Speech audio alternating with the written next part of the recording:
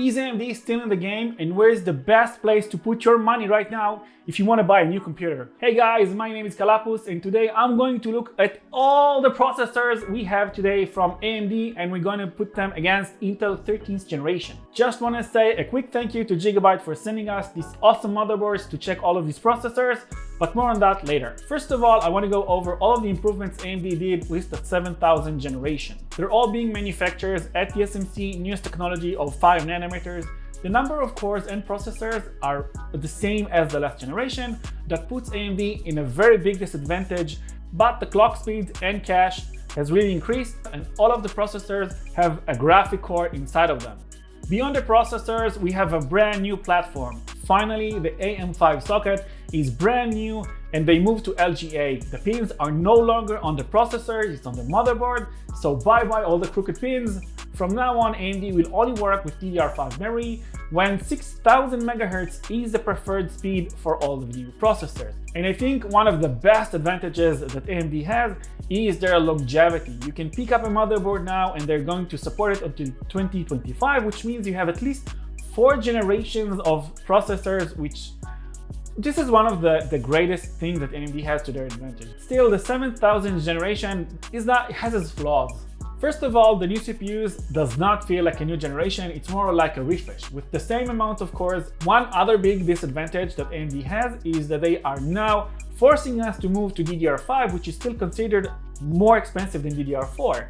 And one more small thing, this generation of processors, they aim for the best performance, but they're going to do it at the expense of temperature, which means all the processors will always want to reach 95 degrees and just to make the best performance that they can. So please take it under consideration. It doesn't matter what processor you buy from this series, you have to have a really good and premium quality cooler. Let's go over quickly how we did the benchmarks.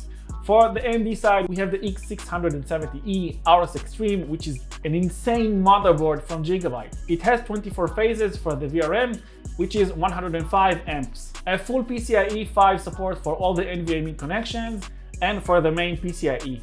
And one of the biggest innovations that I really like about motherboards right now is the quick release button for the GPUs. Honestly, it's been a pain in the ass to get them out in this kind of motherboards when you don't have access, so this is a blessing. All of the Intel processors have been tested on the Z790 Aorus Master. Both motherboards has relatively the same specs, so the testing is relatively equal. The cooling is the same for all the testing. It's Asus Ryzen 2 with the 360mm radiator. For the DDR5 memory, we went with XPG Lancer RGB, 2 DIMMs at 16GB at 5200 MHz. For the PSU, we have the Be Quiet Dark Power 12. We know that this isn't the sweet spot for the RAM, but that's the best one we got right now on hand for the testing. And for the GPU, we have the MSI's beast of a card 380 Ti. And now for the numbers, it was really bizarre.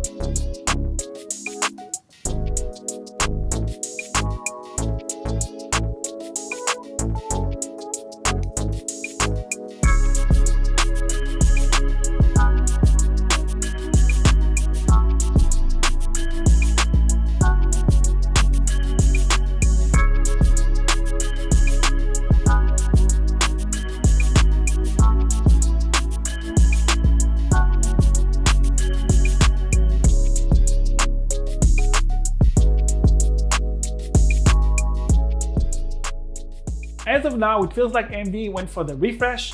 The problem with the 7000th generation is that everything is still expensive, from the price of the CPU, the memories, and even the B650 that are supposed to be cheap.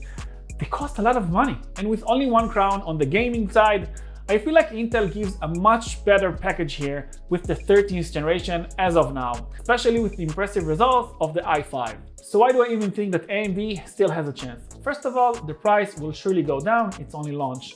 Second of all, they're leaving the door open to a very easy upgrade path, which as far as we know Intel is never gonna happen. They only support 2 generations and that's a real bummer.